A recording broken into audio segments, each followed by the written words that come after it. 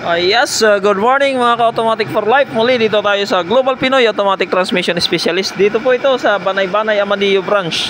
So nandito tayo ngayon para dito sa Ford Fiesta. Ang problema nito ay no reverse. At siyempre, dual clutch yung automatic transmission nito.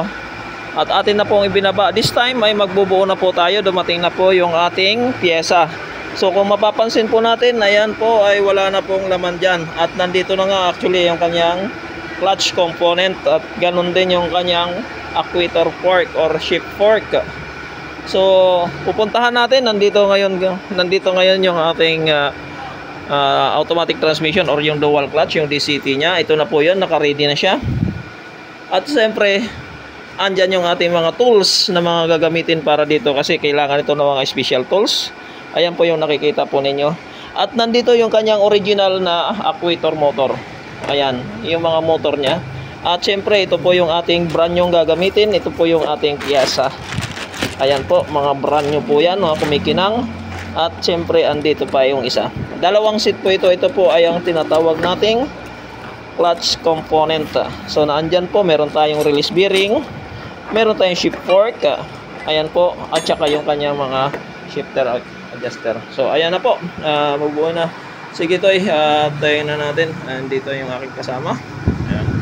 Yung aking malupit na kasama pagdating sa ganitong larangan. Sige, pwede na tayo magsimula.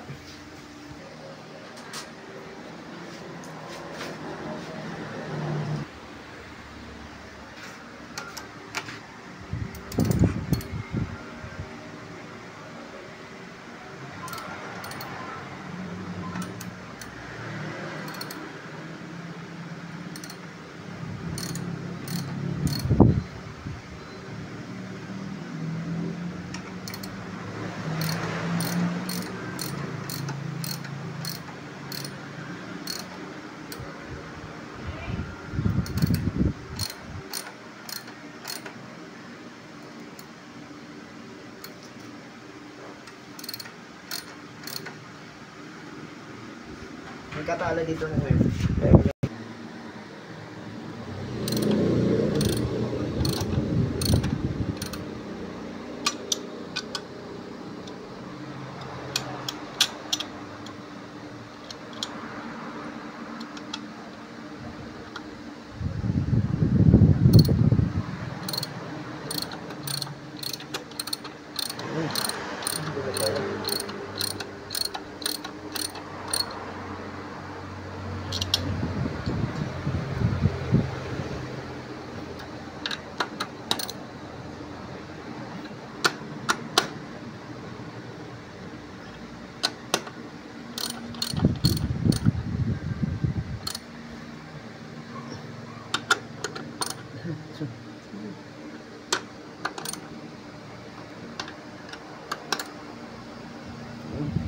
Yan yung nakikita nyo.